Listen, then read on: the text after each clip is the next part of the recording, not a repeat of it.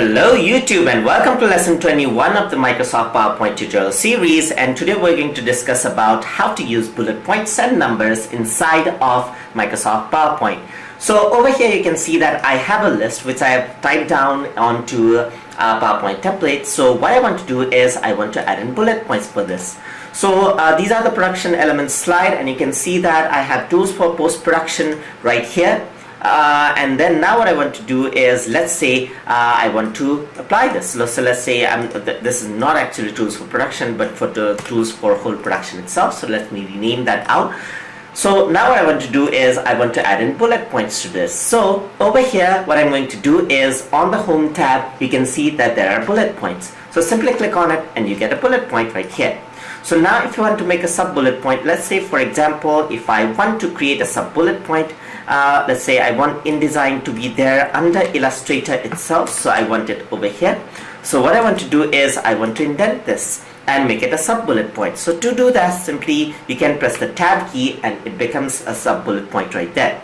And if you want to make a sub bullet point, simply press the tab key, and you can see that the sub bullet points are being made just like this.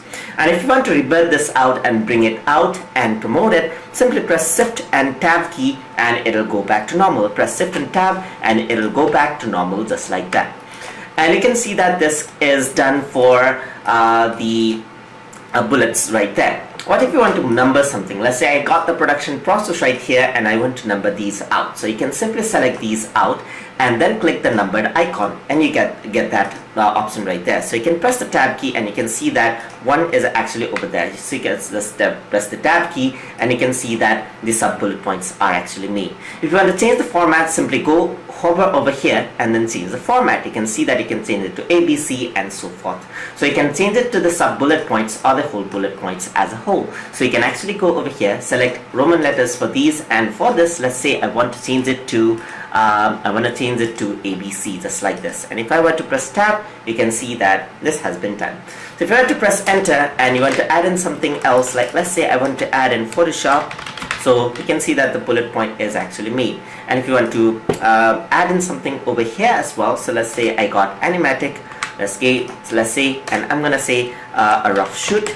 Alright, I'm gonna say rough shoot, and there you go, that has been added. And if I want to promote it, simply press shift tab right there. So I press shift tab and there you go, this is the production process that I come up with.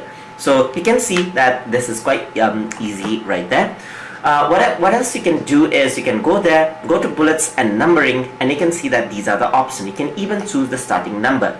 For example, if you want to start at, let's say, something like 4 and press OK, you can see that these are actually being changed out. Simply press OK and the number actually starts from 4 right there.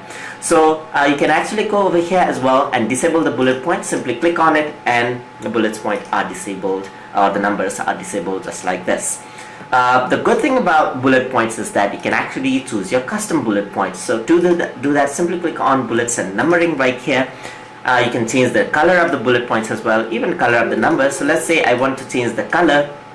I'm simply gonna go over here, gonna go to bullets and numbering and change the color to something else like green over here. You can even change the size of the text. In my case, let me do a 50% change and press OK. You can see that the numbers are quite smaller compared to the main text now. So that is 50% smaller because I entered that value. Let's make this bullet point larger. So I'm gonna select this out right here. I'm gonna go to bullets and numbering, and then over here I'm gonna select something like a blue, and I'm gonna increase this to 200% and press OK, and you can see that that is something that happens. Anyways, this looks weird, so I'm gonna go back to normal. I'm gonna leave it blue because I really like the color blue, and over here I'm gonna change it back to normal as well. So I'm gonna go to bullets and numbering. Over here I'm gonna choose the same color for the numbers. Let's say, so I'll just go over here, gonna go into bullets and numbering over here, gonna change that to blue and gonna change this back to 100% and press OK. So that is how you can add in bullets and numbering just like that.